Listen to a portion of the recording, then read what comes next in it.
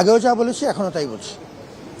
আমরা প্রতিনিয়ত চেষ্টা করছি সবার জন্য একটি ভালো পরিবেশ তৈরি করে এগিয়ে যেতে। গতকালকে রাত্রেও আমরা নির্বাচন কমিশন, এসএমটি সহ আমাদের সিনিয়র ম্যানেজমেন্ট টিম সহ সবাইকে নিয়ে বসেছিলাম, সমস্ত প্রভোস্টবৃন্দ ছিলেন। আমরা প্রতিনিয়ত কাজ করছি সমস্যা যেখানে আছে সেটি সমাধান করা, এবং বড় দাগে যে কনসার্নসগুলো এসছে সেই কনসার্নগুলোকে আমরা এক এক করে অ্যাড্রেস করার চেষ্টা করছি। নিখুঁত পরিবেশ আপেক্ষিক একটি বিষয়, এটি একটি জনদাবি,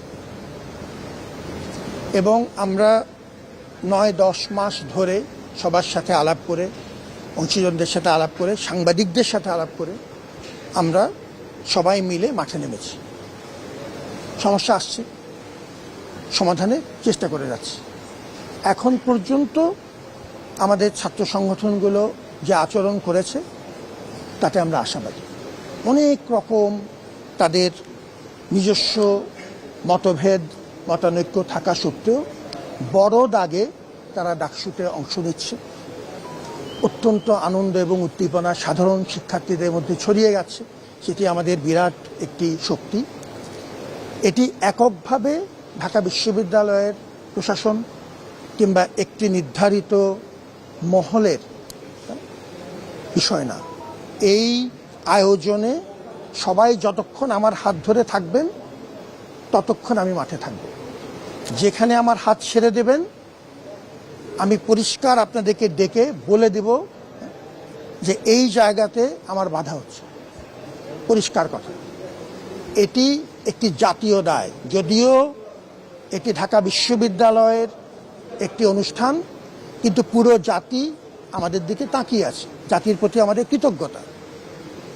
এই দায় কোনো ব্যক্তিগত দায় নয়, এটি একটি কালেকটিভ রেসপন্সিবিলিটি। ছাত্রদের ব্যাপক আগ্রহ এবং দাবির প্রেক্ষিতে আমরা মাঠে নেমেছি। আমরা মোটামুটি ভালো পরিবেশ রাখার জন্য যা উদ্যোগ, সেটি আপনাদেরকে আমরা প্রত্যেক 3-4 দিন পর আপডেট আকারে জানিয়ে দেব। এই মুহূর্তে আমরা জানি যে সাংবাদিকদের অনেক তথ্য প্রয়োজন, নিয়মিতভাবে আপনাদেরকে তথ্য জানানো হবে। সেটি ইলেকশন কমিশন আমাদেরকে যেভাবে গাইড করবেন আমরা ঠিক সেভাবে কাজ করব। এখন আমরা ইলেকশন কমিশনের মূলত তাদের অধীনে কাজ করছি।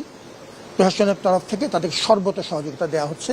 আপনারা যে কোনো রকম তথ্য প্রশ্ন তাদেরকে করতে পারবেন। আমার দিক থেকে কথা খুব পরিষ্কার, আমার কোনো ম্যাজিক বুলেট নেই, আমি কোনো সুপার হিউম্যান নই।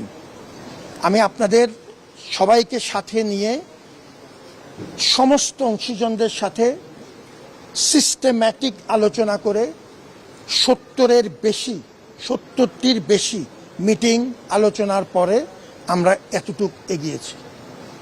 সবাই যতক্ষণ আমার সাথে থাকবেন ততক্ষণ এই প্রক্রিয়া চলবে। যখন আপনি হাত ছেড়ে দিবেন আমি সবাইকে ডেকে এনে বলে ঠিক কোন পর্যায়ে আছি সেটা আপনাকে জানিয়ে দেব।